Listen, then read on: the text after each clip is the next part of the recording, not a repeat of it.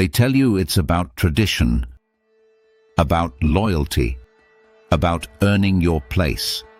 But behind every hazing ritual is something older, darker, and far more calculated. Because hazing isn't a prank. It's a psychological conditioning process, one designed to make you bond with the people who break you. And the most dangerous part? It works. This is the dark psychology of hazing. Hazing always presents itself as a rite of passage. Everyone else went through it. You don't get respect until you've earned it. This is what makes us a family. But every one of these lines masks the same psychological lever, coercive bonding. The idea is simple. If someone can convince you that suffering is part of earning acceptance, you'll accept the suffering, and you'll fight for the acceptance harder. Because the alternative, admitting the group doesn't value you, hurts even more.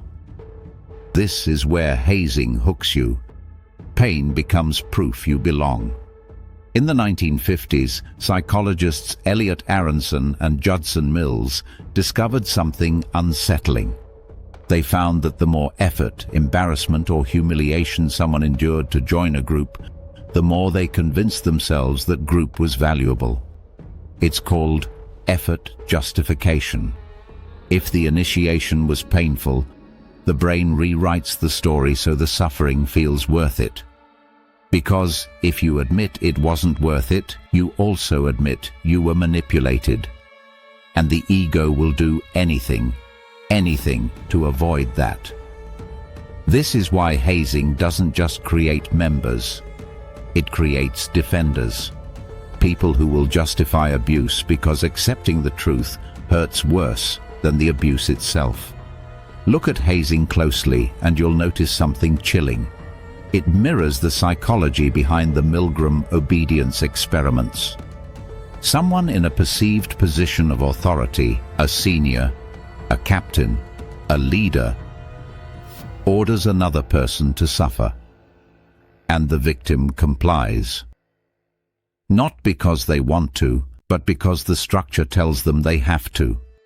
Milgram proved something humanity still struggles to admit. Ordinary people will harm others, or themselves, if the environment tells them it's normal. Hazing uses that same environment, same hierarchy, same obedience, same quiet, corrosive pressure. The paradox of hazing is that the worse it is, the tighter the bond feels afterwards. Shared suffering creates a psychological illusion of unity. The brain releases oxytocin, the bonding hormone, during moments of fear or pain if the person survives with others. Gangs use it. Cults use it. Abusive relationships use it. And hazing systems use it perfectly. Hazing isn't just a frat house problem. It lives in biker gangs, elite military units, and organized street crews. Biker gangs even have a word for it: prospecting. It sounds modern, but it's ancient.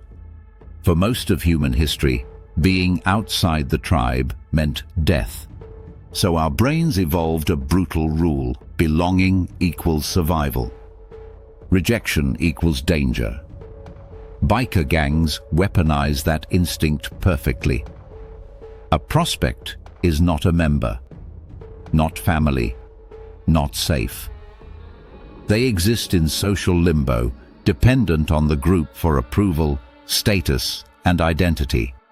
Just like frat pledges. The group strips them of power, then offers belonging as a reward, but only if they obey.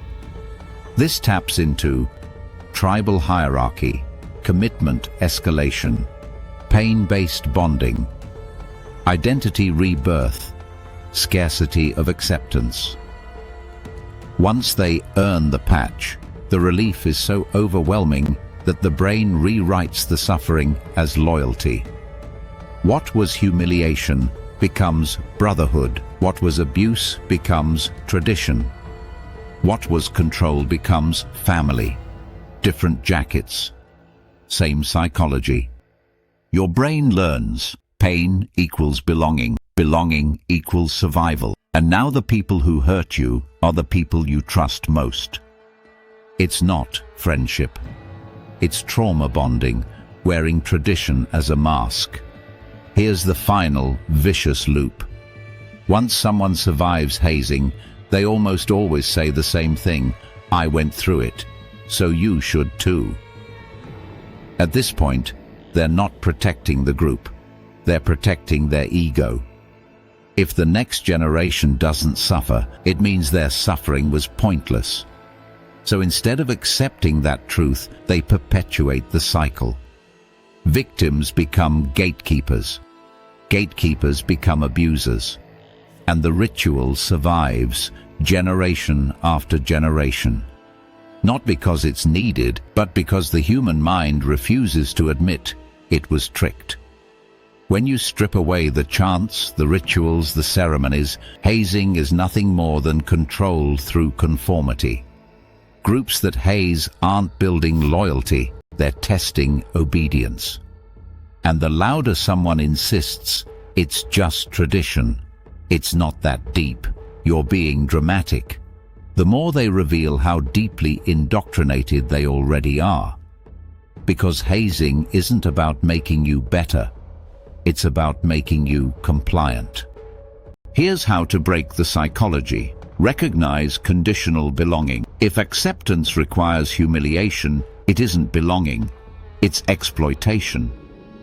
Catch the cognitive dissonance. When you feel the urge to prove yourself, ask, why does suffering improve my worth? It doesn't.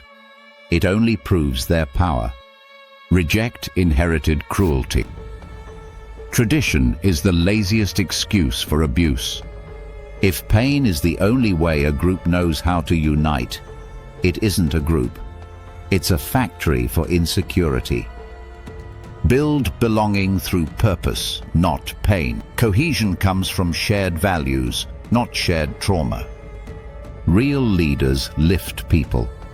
Fakes break them. Hazing pretends to build unity. But unity built on fear isn't unity, it's captivity. And the moment you question it, you step outside the system that once controlled you. If you want more dark psychology exposed, subscribe and stay sharp. This was Deceive and Believe, because manipulation never sleeps.